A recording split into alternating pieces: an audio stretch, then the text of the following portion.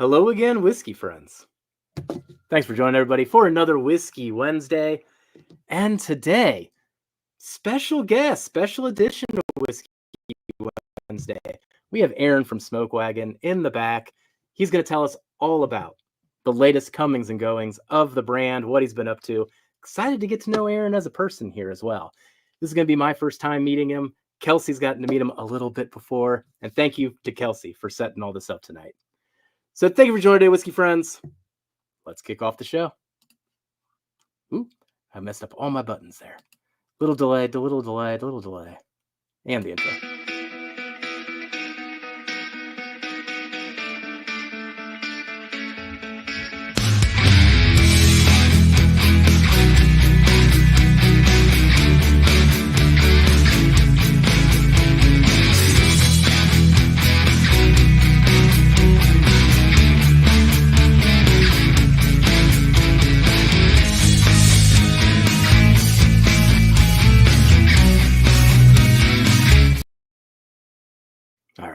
Celebration for tonight. I'm going to get into some Smoke Wagon. I'm curious, Darrell and Kelsey, what you're pouring to kick things off too. So let me know. But I'm going to get into some Desert Jewel as we start out today's conversation. So everyone, thank you for joining. We got 29 people in here so far. People are coming in as always. But let's bring in Kelsey first. Kelsey, what are you starting with? So I am going to be starting with a birthday present that was given to me. It is a 12-year single barrel that was picked that my buddy Aaron got me. Not the Smoke Wagon Aaron, but Ron Hodges. So love it. We tasted one in a bar down here, and I fell in love with it. And he's like, all right, I'm going to try to get you one. So that's what I'm drinking. So cheers. I'm excited. This guy is so much fun to talk to. I can't wait for everybody to get to kind of interact with him. So, all right. Well, Darrell, I can see Darrell scrambling there. I'm going to put you on the spot, Darrell. What you pulling out tonight? I got a couple things poured right now. I know in the back we were chatting about the Desert Colt, so I have that in one glass, and I have a uncut, unfiltered in another blend that I'll be diving into as well. But got both of those poured up and kind of been sipping the Desert Colt, and it's the first time I actually had this one. I've had Smoke Wagon uncut and a bunch of single barrels, but never had this one. So pleasantly surprised so far. And it's readily available, which is nice. We never used to have Smoke Wagon here. That's been the fun part too. I know we'll probably ask this when Aaron comes on too, but I think they're up to like 30 plus states maybe at this point. So the brand's getting around there. Well, let's bring on Aaron. And Aaron, I am curious here. I don't know if you've got a whiskey that you'll be drinking, but if you're not drinking Smoke Wagon, what is going to be in your glass typically? Hello, my name is Aaron. I am super fun. Hey, I was watching the intro there, and there's a lot of bottles. You guys had a lot of bottles in that intro, but I didn't see a Smoke Wagon bottle, so I'm gonna go. I'll see you guys later. that was all right. Noted. Darrell, you didn't mention that Desert Colt is only $39. It's actually $34.99 here. Yeah, so that's the thing. We've been doing a lot of programming and things and getting pricing down because it's such a just got to do volume of that stuff because it's such a low margin product. No, it's a great price point. But I think that's the future is like high proof, low price. Trademark. Next shirt. What am I drinking when I'm not drinking my own stuff? Four Roses single barrel. All right. Because usually if I'm not drinking my own stuff, it's pretty rare because now I would say 90% of the time I go out, it's for like Smoke Wagon events or bar spends or things like that. So it's like, if I'm not drinking my own stuff, I'm usually at a big corporate place, either in Las Vegas or like a corporate hotel or something. And so that's usually the best. That's kind of what got me started, actually, was Four Roses single barrel. And it's it still holds its own. I mean, I don't really drink it. I drink everything neat now, and I used to drink when I was active in the bar business. I always drank everything on a cube or whatever. And I will say, neat, it tastes good, but man, it's a little thin. It gives me a little bit of heartburn. It's not. That's funny. Shit. Well, I think one of the first things I fell in love with was the 5801. We talked about this behind the scenes a little bit. This was the first batch that was dropped here in Arkansas. It was the pre-labeled batch. Yep. I think Aaron's at 2023. Is that right? No, wait, 23. Shit, I can't remember now. It's mid to, I think it's like 25 to 28, but I could be wrong. I don't remember exactly. I set one aside because it was so special, waiting for the stickers to come. And I can't remember. Maybe that was 23. Oh man, it was so long ago. I mean, it was a lifetime ago. It seemed well, just right when you first got into the state. I think if I remember right, it was one that was supposed to be a rare and limited. But because we were trying to get it into the state, you went ahead and sent it on as an uncut unfiltered. Well, yeah, multiple states, because everything blew up, and so all of a sudden, and I always tried to keep up with demand with uncut unfiltered. I didn't want people like hunting. That's why we expanded so slowly into multiple states, because I just wanted to take care of everybody. I wanted to actually connect with drinkers, and that's why I didn't do barrel picks for like 3.5 years, because it would really. I wouldn't be able to do what I wanted with uncut unfiltered or even small batch if we were burning through all the old barrels to do barrel picks.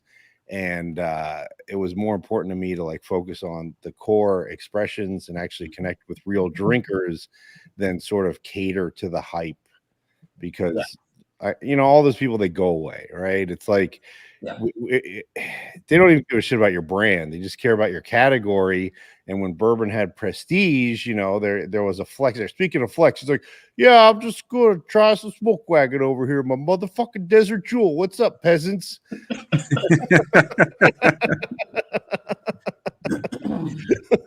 Yeah, just sipping some Desert Jewel. Ha ha ha ha. Yeah, there was a crazy craze. Yeah, a few years back. I mean, a lot of these brands aren't going to make it. I think they all had pie in the sky ideas of like selling out, like cashing out. That was never our goal. Our goal was always to like be a legacy brand and last forever. And I never expected it to get the way it was, and it freaked me out. Like when shit blew up, because like there's always backlash to hype. And so you have to like navigate your way through all that. And I'm just fortunate that we were able to connect with the right people.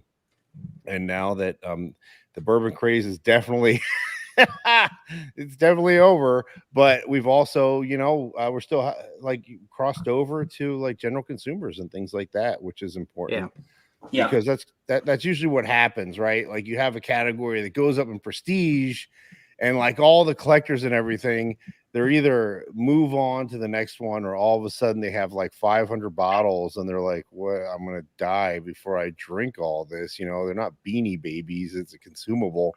And then you have like people that were like, maybe drinking something else like tequila or super, it's funny because like when you hear the word premium, you think it's high end, but premium is $25 to $40. And so general consumers are kind of moving up. So that's a growing category. And I have two, we have straight and desert colt in that price range. And so that's kind of where general consumers gravitate towards. And they're not collecting. They go and find something they like and they drink it all and then buy it again the next week. And that is what you need to be a real brand and allow you to do cool stuff like, uncut unfiltered and rare releases and things like that are actually rare. I mean, I haven't done a rare and limited in 2 years. You see some of these brands, it's like, hey, what's up? It's another week and we've got another rare release for you. Right, exactly. Well, I do think about that sometimes. I think all three of us on the screen fit into that hobbyist, not necessarily collector, I would say, because everything's open. but at least in the hobbyist category. But we don't stay necessarily loyal to brands for long because we're always dabbling in everything and going around. Right. So the way that you position the brand and got more to that, I don't know, it's almost like music, like transitioning from like an indie rock band to pop and arena shows. Like it almost feels like that type of a transition is what you've kind of done with the brand. And I totally understand the business angle of that. You know, being a hobbyist, we like talk about it a lot, but we're not really the ones moving the market.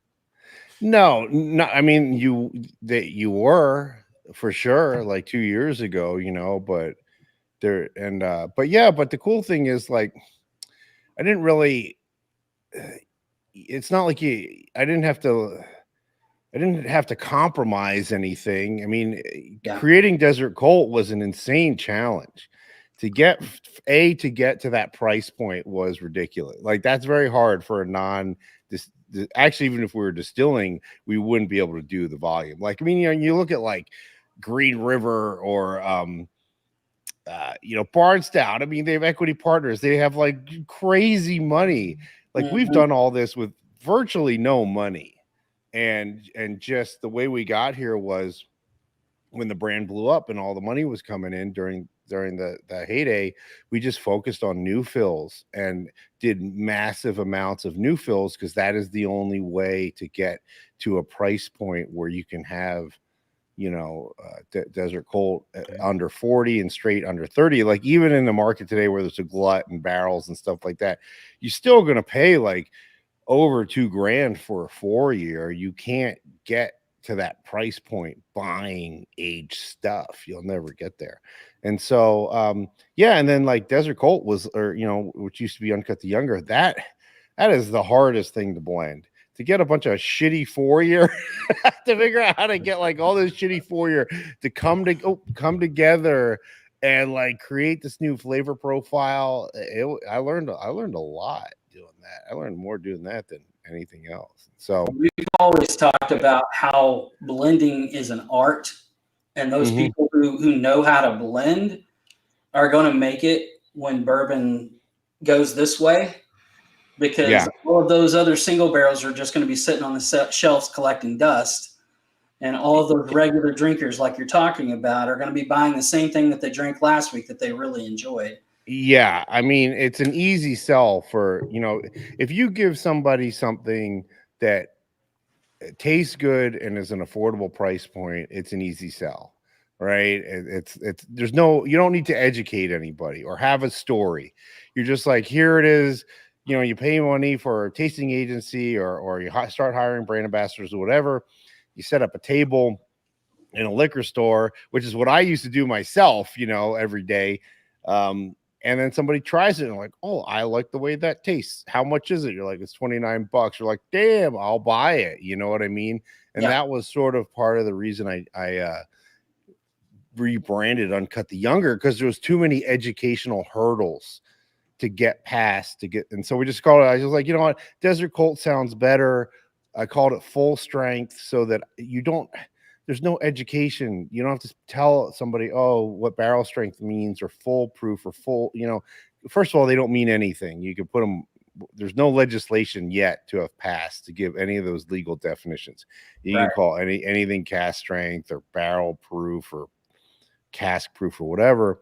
And then, you know, so I just wanted to be like an easy sell and taste good. So like, I guess, you know, long-winded, yes, like we are trying to cross over to do more sales with general consumers and things like that, but it's not like I've compromised quality or anything. And then now, like for people like you, the uncut unfiltered batches are way more limited because that's not where the brand is anymore. That's just like bonus time. Where the brand is straight Desert Colt and to some degree small batch. So that's like special again.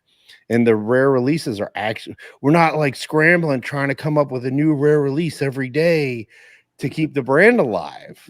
Like all that other stuff's just cranking effortlessly. And then when I do a rare release or something, it's like, it's actually, I'm inspired and it's creative and it's cool and it's you know, and it is a special occasion. It's not like, oh look, I was wondering what it would be like if I finished this in you got a dartboard. You're like, oh, okay, you know what we haven't done yet? We haven't done molasses and hot sauce barrels. Let's do some molasses and hot sauce barrel finishing this week, you know.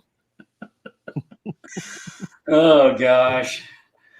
Well, tell us, because I know it was a little bit of a process walking through, I imagine a big process of balancing expectations of where the brand started with the profile, and then also managing your older stock that you had. That was hard, yeah.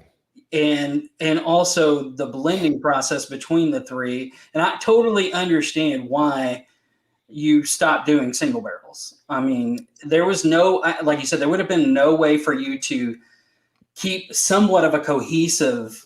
I mean, I know each batch is different for uncut unfiltered, but there'd be no way for cohesiveness of making a blend. Well, there would have been a compromise, you know. Yeah. I wouldn't have enough old stuff to make it the way I wanted to, because I just blow through all those barrels. And people were like, "Oh, well, you should do 5-year barrel picks," and I was like, no, because I tried that. I did that rare and limited, the only 5-year, and it was supposed to be fun. It was supposed to be like a $48, you know, bottle. I think our FOB to distributors on that was like $13. No, sorry, like $21 or something like that. And that shit sold for like $4,000 a bottle. Yeah. And everyone was like, "Oh, is this what it's come to? You're doing rare releases of 5-year?" And I was like, it was supposed to be fun. It was like when I started that, we were in 2 states, and then all of a sudden we were in like 20 states, and there wasn't enough to go around. And it was just like, hey guys, it wouldn't be cool if you get like a single barrel for under $50. Here it is, Right. and then, you know, and then it was not that.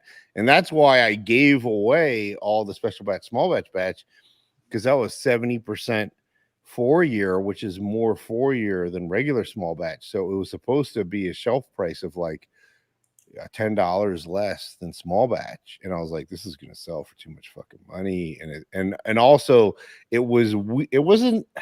it's good now because there's so much char in that bottle that it's aged in the bottle. But back then, I don't know if it was necessarily good. It was just kind of weird and interesting. And I was like, man, I don't want people paying like crazy fucking money for this. And it makes the brand look like we're a bunch of, you know, cash grab assholes. So I just gave it away. That's interesting. I think that was the harder part of, like, especially for Arkansas in our area, was seeing those things. And I know it would upset you. Like I'd seen you walk into stores and people upcharging, you know, even just the regular rare and limited, or not rare and limited, but the regular uncut. Oh yeah, regular uncut. I mean, shit. When uncut, the younger came out, that was supposed to be around $45, you know, a little bit more than Desert Colt. And it was like $70, and I was just like, oh my god, how does this make any sense? And that was one of the reasons why we started doing online sales, was to combat the secondary pricing of uncut unfiltered. Yeah, I mean, I know I bought, before the price increase, I bought 2 cases from batch like 88 through 109. That's one. Right. Just because I knew that, you know, it wasn't going to be around for a little while, and number 2, it was going to go up in price, and then I didn't know where you guys directionally were going to go. Right. And I was like, man, I wish I would have done that earlier, like in the batches 30 through 50, you know, where some of those were just absolutely like bangers. I have a 44 up there that absolutely. Yeah, there was definitely less pressure to do uncut unfiltered in the 30s. I mean, there was a period there where I was doing 12 to 14 batches a month, and like trying to, you know, obviously I wanted to be good, and I'm blending them, and so I'm the gatekeeper for quality control. So I never released anything that I felt was a compromise. But you know, I tried to do like all these batches sort of the same, and that was a challenge. And now I only do 2 or 3 a month, and I'm like, whatever, let's fucking go crazy. Let's make it weird, or, you know. And so it's a lot more fun. Nice. And then yeah, and then I mean the most recent batches are as good as any of the older batches. I mean, hopefully, I've been doing this a long time now, so hopefully my blending skills have improved. And then it's not like, you know, people talk about like the early batches. It's not like we had 100-year-old bourbon. It was 4-year and 8-year, you know. And so it's like they've got 8-year in them.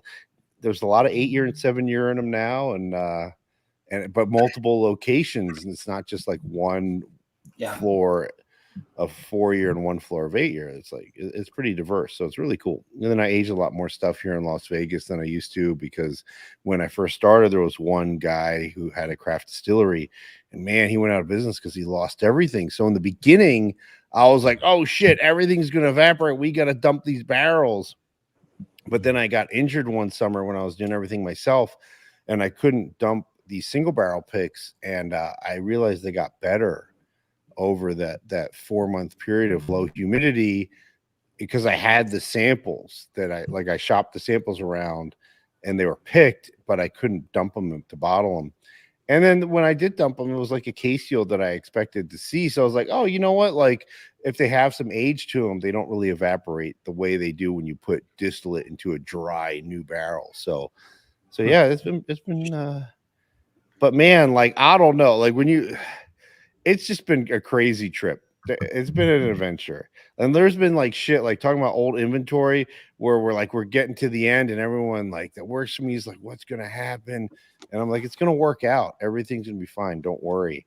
And then like we've got like 5 old barrels left. And then, you know, it's the end of the quarter, and I get a email from MGP, and they're like, hey, we need to make a bunch of money this quarter. Do you want to buy these, you know, 500 barrels that are like 8 years old? I'm like, yes, I would like to buy those. Here's a PO. And so that's always been really cool, because we're not a big corporation. There's just 2 of us. And so we make shit happen fast. Like there's a lot of companies that have more money than us, but it'll take them fucking 2 months to submit a PO, you know. It's like, and so that was always worked out in our favor. And then now it's just you know, we just got a bunch of stuff stockpiled. It's really cool. One thing I've been noticing recently, I think it's been the last 2 single barrels I got. Cheers to Cheech over at Whiskey Encore, because he had a good single barrel too. They've been more of the highest rye MGP mash bill. Yep, is what I've been hearing. So, have you been blending with that at all? And what do you think of that? I love that mash bill for single barrels. It is by far the most consistently good single barrels that I've ever experienced, for sure. Like, you know, there's sometimes we do like even the 36% rye. Some are good, some are bad, but man, all of those, none of them are bad. The only time any of them get rejected is because, you know, unfortunately they are all palletized. And so there's been a few that are a little too soft, a little too one-dimensional. And I was like, yeah, these are kind of boring, you know, a little too boring. Because some people do want a smooth barrels, you know, and like big chains want accessibility. They want wide audience. For me personally, I like the weird ones. Like if you were to ask me to pick a barrel out for you, do not expect smooth or accessible or wide audience. I'm gonna find like the fucking weird ones where you're like, holy shit, I didn't even know bourbon could taste like that. That's what I like where it's just, you got all these barrels in the same location, and there's one where the oak just came from some weird part of the country or whatever and completely changes it and imparts like these really interesting flavors. And that's what I want in a single barrel, because I don't want one that I drink every day, because then it's like, you know, I got all these, I have uncut unfiltered for that, or desert cold, or depending on my mood, even small batch. And so I want it to be like this special, like, you know, memory in a glass, you know, just memory in a bottle. Like this barrel, it tasted like this one part of time, and it's really cool to experience. And so it's not like I want it to be my go-to barrel. Yeah. So what's the most interesting barrel you've come across recently in terms of a note or something that stuck out about it when you talk about getting weird? Oh man, I would say there's those two. God, it really like I really want to move because we had two that got rejected when they first came in. I must have pulled them late summer 2023. One was over oaked and the other one, maybe I think they're both were over oaked. And the crazy thing about being in Las Vegas is temperature swings don't matter. It's so dry here that the bourbon's always it's always moving in one direction. It's always moving out. It's always evaporating. There's no contraction. And even if there is contraction, it's not enough to overcome the evaporation. So I can bring in an over oaked barrel and it sucks all the tannins out of it, which is kind of like the opposite of Texas, where everything kind of gets too oaky. And I just tried these two barrels that have been aging for a year. And man, they were fucking awesome. And it's a trip because I picked them, the first two bourbon clubs on the list that wanted me to pick a barrel. I picked them for them.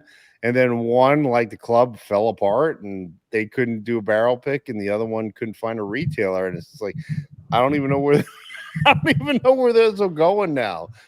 And I was totally jealous. I was like, man, I wish these were rare and limited. These are fucking rad. Well, we have a channel here that would love to get one of those weird ones that they're still available. I'd have to check to see if they're still available. I haven't heard anything. Yeah, let us know, man. I love it. Here's the thing that I love about Aaron, if everybody is getting to know him, is like there's just no BS with you. No. And that's the thing that I love about it. There's no pretentiousness. There's no BS. You know, the thing that I loved whenever we got through to these newer single barrels is the mishmash from single barrel to single barrel in regards to high rye barrels and low rye barrels and how different they got. You know, when you're picking up, I had a 6-year and a 7-year. One was from here and one was from Hot Springs, Arkansas, at 5 Star Liquors. And that 7-year was like old school MGP profile. Right. And the newer one was more of that newer MGP profile. The other thing about the 39% rye, you know, they're 10% malted rye. They have no barley, and that malted rye really affects the flavor profile. Like I've been getting a lot of them where they're bubble gum up front and things like that, and that is not something that I experience with our traditional 36% rye, 4% barley. And will I ever stop love doing this? Oh man, I don't know. We'll see. Fortunately, as we grow, I get to hire more people to do all the shit I don't want to do. So I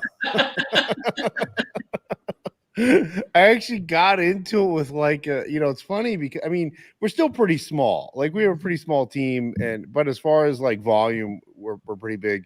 And you know, we operate in it's like sort of like a dichotomy because like, you know, we have a CFO and there's all this financial shit. And I'm just like, I don't fucking deal with that, you know. And we had a relationship with a big bank, which really that made us really institute all these other things. But you know, like I was talking to this retailer and he was like, oh, what kind of samples am I getting? I'm like, I don't fucking know, dude. He's like, oh, you're telling me that you don't know what samples I'm getting? No, I just approve the barrels and say, hey, send these out. You know, these are good. These can be used for our single barrel program. And he was like, give me all this attitude. I was like, okay, so here's the thing. What I do is I hire these people called employees and I delegate responsibilities to them and they do stuff for me in exchange for for money. And that's the way the business works. Like I don't know what samples are going to what states or like hand picking samples for certain like, you know, we're in so many states, like that would take up my whole life if I would, and then I would not be having fun. And so I don't do that. I hire someone to do that. It's cool. It's a really neat thing, you know. And so it's just really weird. The guy was like giving me all this attitude, like I was lying to him. That he's like, are you trying to tell me? He's like, yeah, that's what I'm trying to tell you. We'll talk about rye for a minute. Because I know that things have, when you came out with Rye, there were some high expectations of what it was going to be, and the mash bill was a little bit different than everybody expected it to be, maybe. In regard for both yeah. Oh yeah, because the malted barley rye was super funky. It's Yeah. not. It's very polarizing. I would say it's not very accessible. I love it. I would say the only one that we have a real problem with is and it's a lesson I've learned, is the bottled and bond rye. The bottled and bond rye is like a 7-year-old rye, but it doesn't have an age statement. And I think when people see bottled and bond, they think 4-year, and that it should be like a lower priced product. And so, it's like shelf price is like in the 60s. And so I think people look at it and go, a 4-year rye in the 60s. And so I might have to do some adjusting to that. But also rye has totally tanked. I mean, if Jim Beam had a rye, Jack Daniels had a rye, everybody had a fucking rye. It was like, oh, rye's all over the fucking place. And I think rye traditionally was like 50% of bourbon sales, and now it's like, so it's cool, whatever. I'm glad they exist. I'm glad I have them. I'm very glad that the health of the business does not depend on how much fucking rye I sell, because I'd be fucked. So it's just like they're there doing their thing. It's like we're not cranking a ton of them. It's like waves. Like all of a sudden, everybody wants them.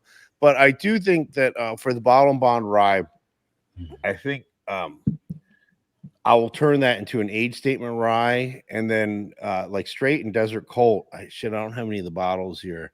Those are going to be in custom glass by the beginning of next year, because that's where the brand is now. Like I do so much desert colt and so much straight that like that's now the face of the brand more so than uncut, unfiltered, or small batch. And so them being in like some stock bottle with an applied ceramic label just isn't cutting it. And then also we do so much volume of it, it's like way cheaper to do custom glass. It's not going to be Italian glass, and it's not going to have like I have the Smoke Wagon special group, private group like on Facebook, and I showed all those guys the bottles, and people are like, there's no wax. I'm like, you want desert colt under $40 and straight under $30, you want fucking wax, dude.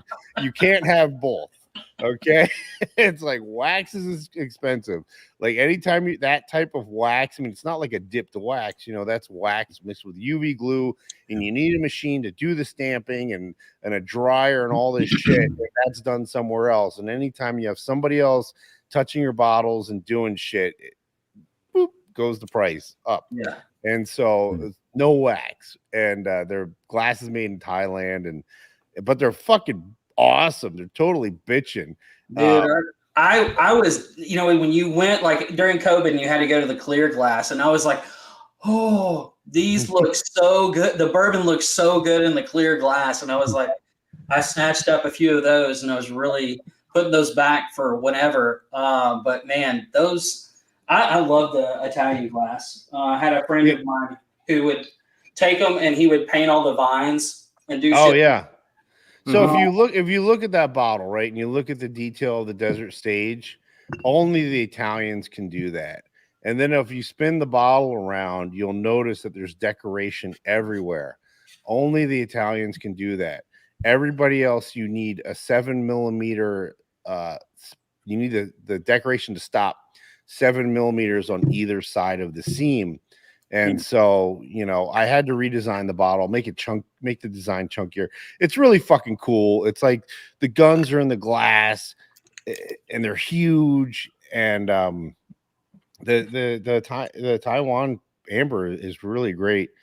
But long-winded story, because I think what I'm going to do is do a clear version of that and put the bottle and bond rye into that, and then I can really drop the price and then make the existing bottle of bond rye in the Italian glass with the silver wax like a 7-year age statement rye. Interesting. And it'll all make more sense. Are you going to keep the malted rye mash bill, or what mash bill are you going to do on that one? That one's a traditional rye mash bill, 51 rye, 45 corn for malted barley, which people call the barely legal rye mash bill. Okay, that's a traditional rye mash bill. Rye is traditionally 51. If you look at most brands, their rye mash bill is 51% rye. George Washington's rye was only 60% more rye. You don't need any more rye than that. Well, I actually prefer the malted rye mash bill. Yeah, I love the weird like flavor profile that it does, but I enjoy that maltiness of that rye. I don't know what's going to happen to that, because that MGP is only distilling that because it's on our contract, which ends this year. We do not do enough to for them to get, especially the way the things are, they're just going to scale back production and stuff like that.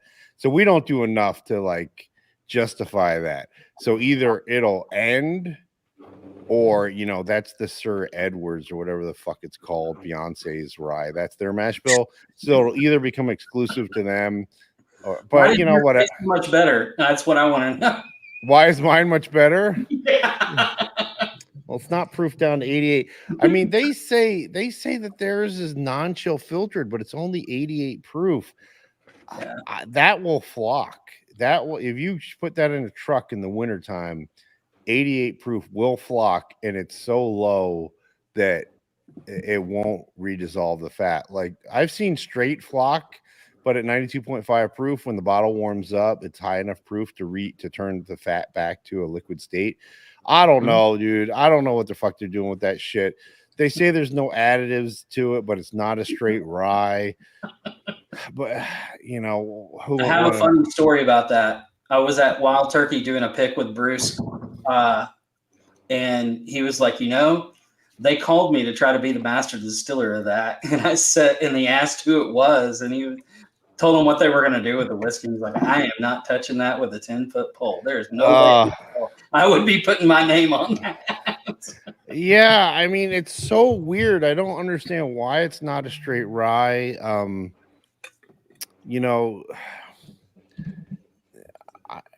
The only thing that I can think, because it doesn't have an age statement, so I don't know. I don't know if it's only aged for a couple years in a. I don't know. I don't know what makes it not a straight rye, because I know that MGP does not put that mash bill into anything except for a number 4 char oak barrel. So right. that would make it a straight rye. Even if it's like 1 day old, it's a straight rye. So to become not a straight rye, you either have to put non-alcohol blenders or flavors in it. But on their website, they say it has no additives. Now they make a very strong, make it very clear that it doesn't have any caramel coloring, but it doesn't say no added flavors. So I don't fucking know, dude.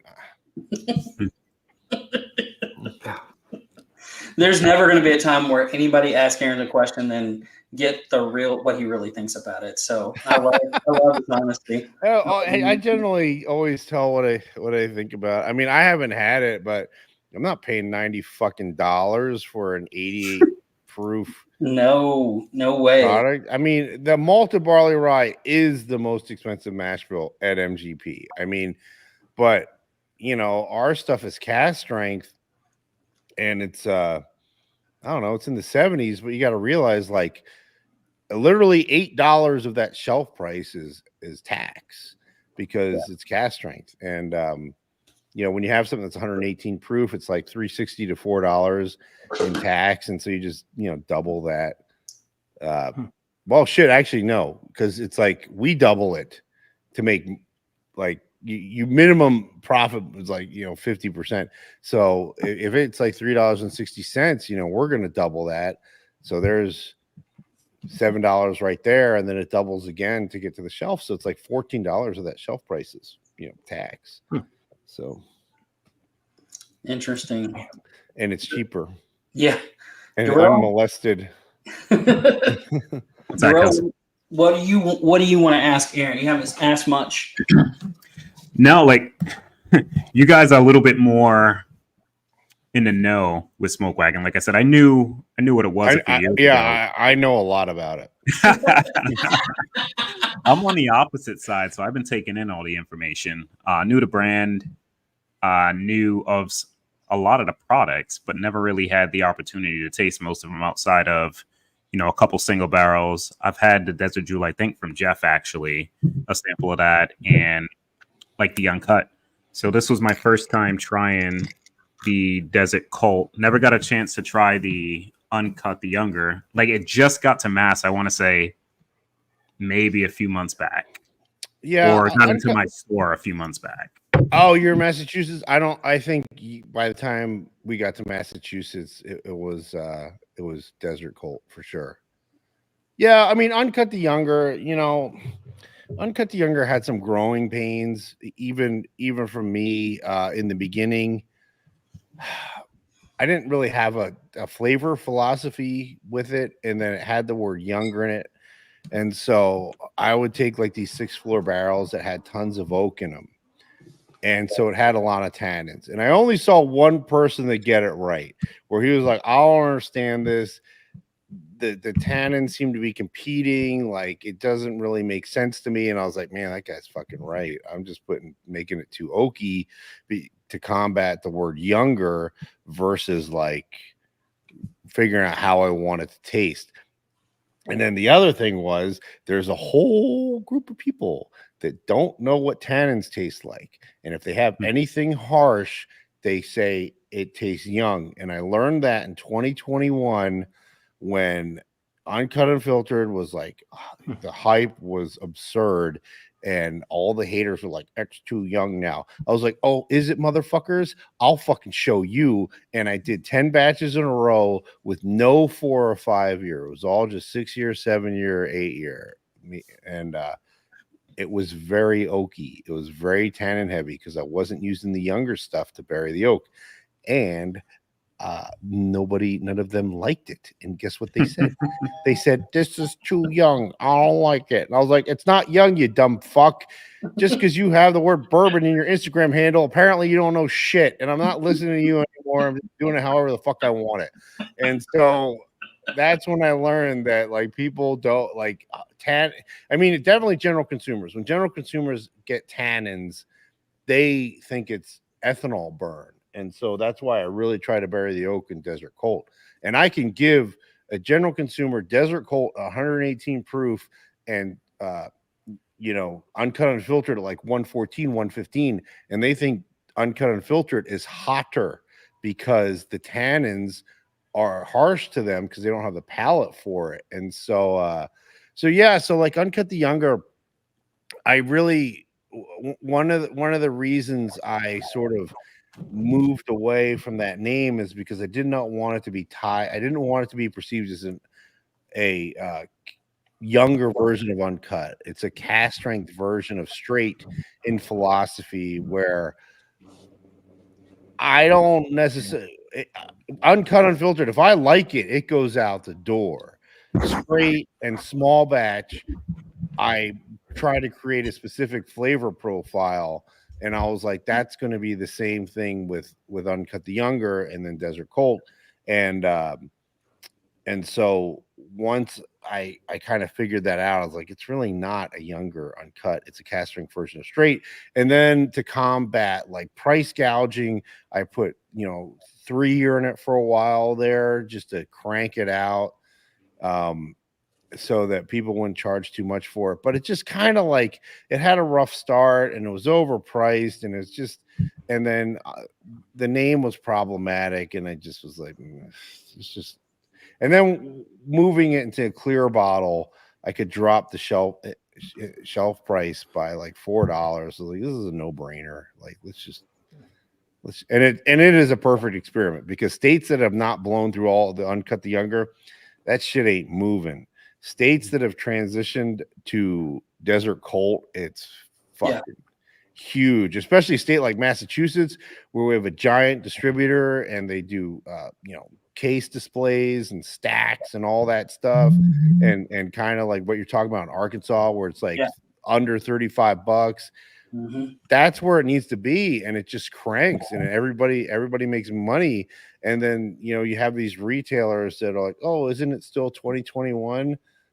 let's charge $70 for it. And it's like, the shit doesn't move, and it's like none of us are going to be successful, and you're just going to piss off your customers and make the brand look bad. And that's the irony, right? Like when we got into like I think Connecticut, our distributor in Connecticut's it's like one of the biggest in the States as well. And there was a guy who's like, oh man, straight and Desert Colt, like we could do volume. And so he did stacks and caps, great pricing. And one of the other competitors, retailers, was like, this guy's devaluing your brand. I'm like, no, he's not. They don't know you. If they're saying that, they don't know you. Yeah, it's like hurting the brand is charging too fucking much money, right? Because like, especially those products are 4 years old. Like 4-year-old bourbon is great. It tastes, you can make it taste delicious. Yeah, it's not going to be deep and complex, but it should be cheap because it's the minimum amount of evaporation. And so it's like, it makes sense if it's priced right, but it stops making, then you're just a dick with another brand with overpriced 4-year, like fuck you, like it's so that's the whole thing. Like you want to know what the philosophy is like, try to not people to say fuck you to you as a brand, because like everybody, especially when there's hype and stuff, it's like it's hard, man. But we've been very fortunate. Well, let's talk about the future too. I know, Jeff, you got something? Well, I had one question before we get to the future. It's a question that too late. We're in the future now. I always want to ask people. Well, maybe it's a future-leaning question.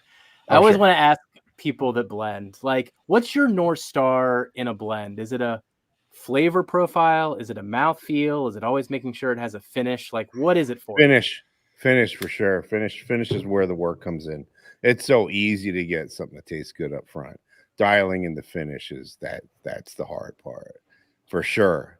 That's what separates that's what'll separate you from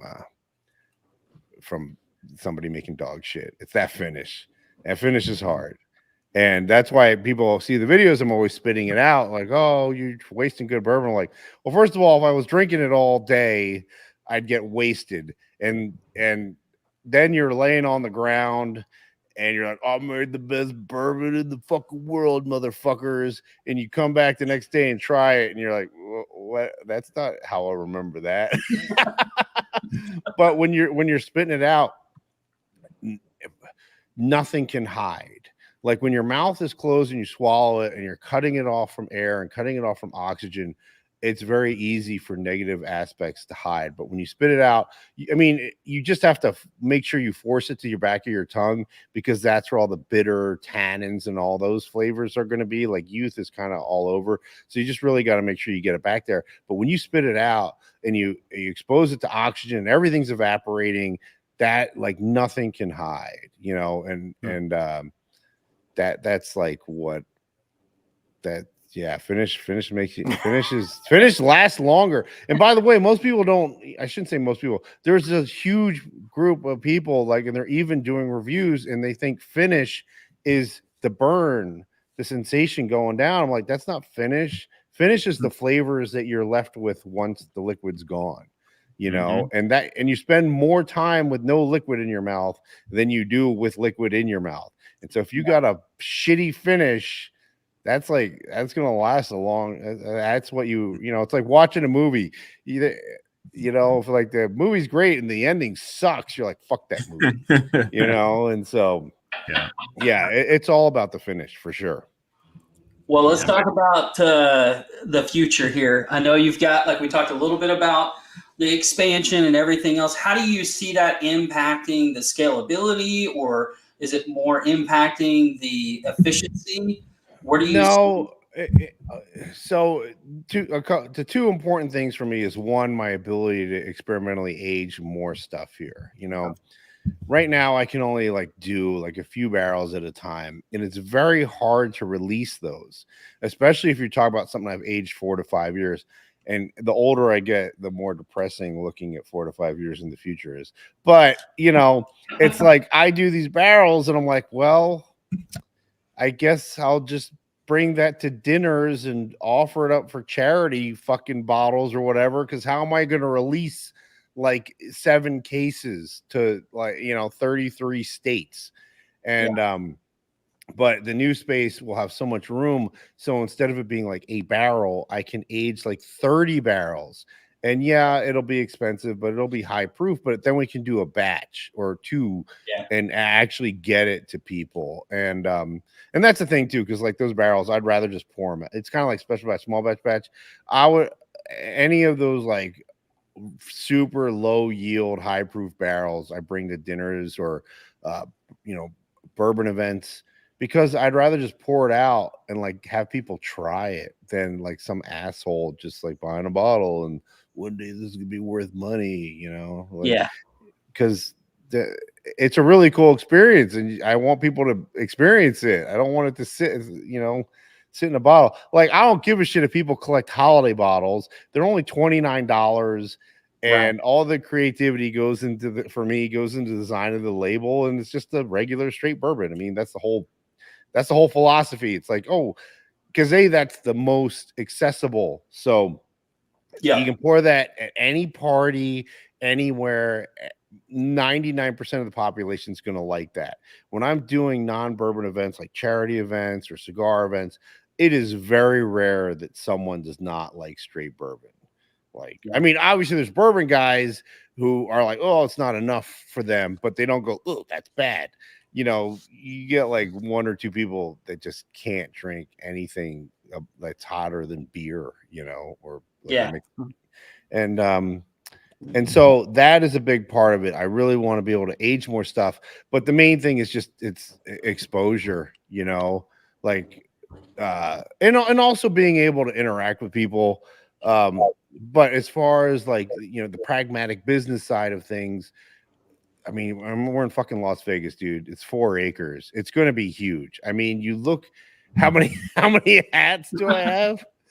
I have a lot of fucking hats. I finally stopped buying them, but I guess I have tons of them. They get addictive, man, because the guy who makes them at Watson's Hat Shop, like this one, I wasn't even gonna buy this one. This one's beaver mink, and he was like, I was in there like getting another hat. He's like, well, there was like this beaver flu, mink flu, like avian flu, and they had to kill all the minks. And he was like, there's not going to be any beaver mink hats for like 3 years, but I have this blank. I was like, yeah, oh fuck yeah, dude, it's rare. I'll get one. Fuck, give me 2. I want a black one also, So he got me. I'm a sucker for that shit. But we're in Las Vegas. It's 4 acres. I mean, the amount of tours we can do and exposure to the brand for very, not that I'm trying to get rich off of tours, but it's just free. It's like you can go spend a whole shit ton of money on brand ambassadors and stuff like that, or like just build a really cool space and have people in Vegas get exposed to it. And that's in that particular city. Like, I mean, when you've got that much traffic, like you think about distilleries in Kentucky or whatever else that have foot traffic or tourist whatever. I mean, you're like at a gold mine there. I mean, I think that's. Oh yeah, I think the two to look at, it's like Old Smoky, right? Which flavored moonshine. But they're in Gatlinburg, Knoxville, and Nashville. They get 6 million visitors annually between all 3 of those. The entire Kentucky Bourbon Trail, all distilleries combined, is like 1.4 million. Because you got to really be into fucking bourbon to like go there, Like, well, I think your philosophy fits, doing a customer experience, a consumer experience, way better than the Kentucky Bourbon Trail. Like, I mean, you want people to taste what you're doing, and you want it to be at an affordable price. I think where you're located there nearest to Las Vegas, I mean, shit, that's going to be a gold mine for exposure, but also just increasing the revenue intake as well. I mean, and we can do corporate events and things like that. And then also, it's just, I travel a lot, and a lot of it is just like, to meet the fans, and they're all here at some point during the year. Oh, a rhyme. And so, it would just, I really like talking about the fun part. I'd like to start limiting my travel. And so, I can meet people here. We can do events here. Same with like liquor stores. There's times where I'm traveling just to say, I'm not even doing an event. I'm just going to a liquor store to say thank you, or the distributor, like have the distributor, like incentives to have them come out and give them an experience. And so, make my life like I meet more of the fans, but also not have to travel as much. Is the fans are incredibly important. I mean, they make the brand. It's just that I'm very fortunate. And also the fan base is fucking awesome. Like there are brands that are not going to make it because retailers hate their fucking fan base. Yeah. They cannot wait for that brand to fail, so they never have to deal with the assholes that are into it ever again. And fortunately, I have a good fan base. Like everybody's cool, everybody's chill. It's and so. Well, I know two things that you're very involved in that I love. If you guys have not followed his Instagram, you're missing out. Make sure you go follow Aaron on Instagram. Two things that I know that he loves: cigars and cars. Yes. Oh yeah. And So, motorcycle. I fucking love driving, man. That's one of my favorite things to look at on your page is just your cars and where you're driving and just the landscapes that you're driving through on your cars. Yeah, I'm very fortunate. It's funny too because I never get bored of that one drive because it always looks different. That's the thing about being in the desert. Like so much of it is lighting because there's no trees, and so if I go for a drive at like now, I got to go at like 1 because it's fucking cold in the morning, and it looks totally different than it does during the summertime, and like in the summer at sunset. It's really cool. I really love it. It's much. I love bikes too. It's a great ride for bikes, but it's not. I mean, I have Harleys, so it's okay. But I think if I had anything sportier, it'd start getting a little boring because on my skill level, like it's not that technical. The turns aren't that tight. But on a car, it's fucking perfect. Here's the Instagram if you want to follow Aaron on Instagram. I would just for the sheer pictures, I would do it. It's awesome to watch. Aaron, is there anything else before we wrap things up that you want to talk about? Or that was a fast hour. Yeah, I know it went by super fast. Anything I told you it's a tight hour. that you want to tell us about, or any new things that you have in the works that you want to let people know about? I mean, we're doing the rare and limited called 777s. I'll start bottling that soon. That's 7 year of the 49 rye, 39 rye, 10% malted rye that we use for the barrel picks. 7 year of the traditional rye, 36 rye, 4%. That the brand is known for, and then a 7 year 51% rye. So it's a straight whiskey. The word straight is very important when you start introducing rye, because bourbon, when it was made a distinct product of the United States, there was very little distinction between a straight bourbon and a bourbon. Now, rye is not the same. If it's a straight rye, it's pure. If it's a rye, it can have non-alcohol blenders and flavors in it. So when you blend a straight bourbon and a straight rye together, you get a straight whiskey. And it's really good. Hey, but don't listen to me because it's mine. I'm not gonna tell you it tastes like dog shit. But we just batched it up the other day and I tried it out of the tank today and it was fucking awesome. It tastes like Christmas in a glass, man. It is just awesome. Tons of gingerbread and spice, and it's really so that's coming out, and I'm going to do 3 batches of it so that each batch might be limited like 1,600 bottles, but hopefully we'll have released 3 batches exactly the same by February, so that everybody gets a chance to get it. who the fuck wants to hunt for shit anymore? I mean, some people do. I don't know. This is the other thing I love about Aaron's. Like, he is a drinker. So, like, Yeah. things that are important to the drinkers in the community that love good whiskey at an affordable price. Yeah. This is one of the times brand. So. Yeah, because like if you go, oh, it's everywhere. Oh, the market's flooded. I don't want it now. Okay. I mean, it still tastes good. I mean, that was sort of the thing. Like, and that's sort of the weird thing. Like transitioning from like a case one allocated brand to like a brand where you do volume. You know, people are like, oh, that's a shelf sitter where I live. I'm like, I know where you live, and we do tons of volume. Just because it's always on the shelf does not mean it's a shelf sitter.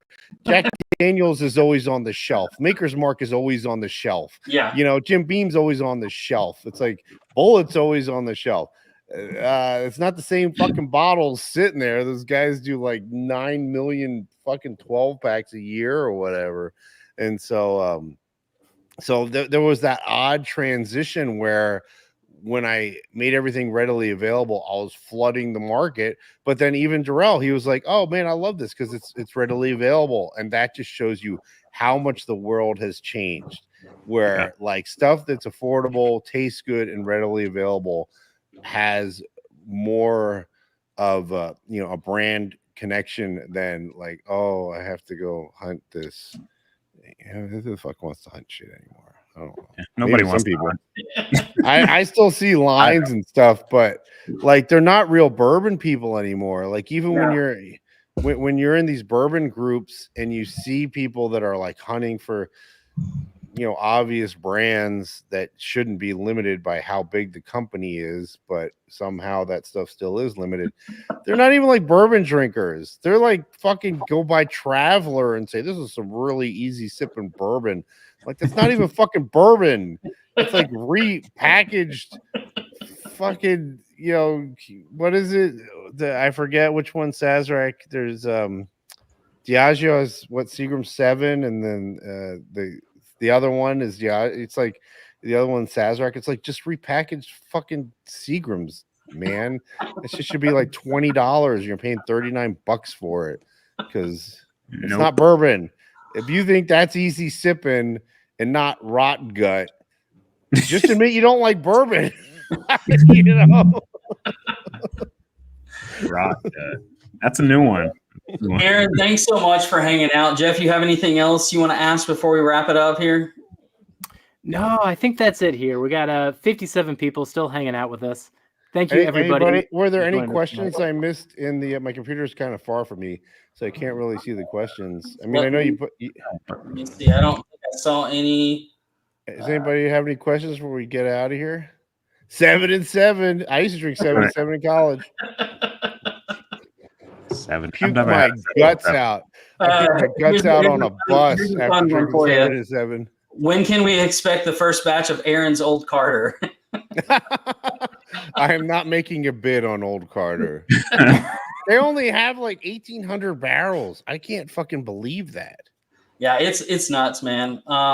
They only have, and they do with that restaurant and everything. They only do like $4 million a year. I mean, I had no idea they were that small. Yeah, it's a premium brand. You know, they're charging $300 a bottle for some of their stuff. So yeah, do they distill their own, or is it? No, it's all sourced. It's all sourced. Yeah, but I guess apparently, you know, because they got divorced, so they can both bid on it. Yeah, but man, they must have not. But I think if one of them, if anybody had any money, they would have been able to buy the other person out. So I doubt. Right, exactly. Well, he's got money tied up in a winery right now too. So yeah, because I had property with a business partner that I fucking hated, and I was like, buy me out, and they just kept lowballing me, and I was gonna do what they did. I was gonna force the sale of the company. I forget what it's called when it's real estate. It's like you get a court order to split it in half, and the court says you cannot split this in half. The only way to split it in half is to sell it and split the profits. And once I started legal proceedings, they're like, never. We have this money actually, we don't, oh, do you? No, it's like, and I wasn't being a dick. I was being totally fair. But yeah, but no, I don't want old Carter. I don't want to. Well, it's 4 after. We're gonna wrap it up. Everybody, make sure you go check out Jason at the Mash and Drum. He's doing Blendageddon. I think Darrell's got a blend in tonight's competition, so we want to wish D luck tonight. It's a lot of fun. Aaron, if you want to stick around afterwards, you're more than welcome to. Sure. We'll end the stream. I still have a little cigar left. Awesome. Thanks everybody for sticking around. Thanks to Aaron for hanging out, and it was a blast. Thank you, everyone. I hope you had a good time. Absolutely. We'll see you guys next week back here on Whiskey Wednesday. Next week we have who do we have next week? And there's somebody else. We got Bill from Forgate. Oh no, Forgate. Yep. So we have Forgate on next week. So we'll be looking to talk to Bill and Bob there as well. Thanks for hanging out, everybody, and we'll see you guys here back next Wednesday. Go see Jason and tell him we sent you. See you guys later. Take care, everybody. Bye, bye. See.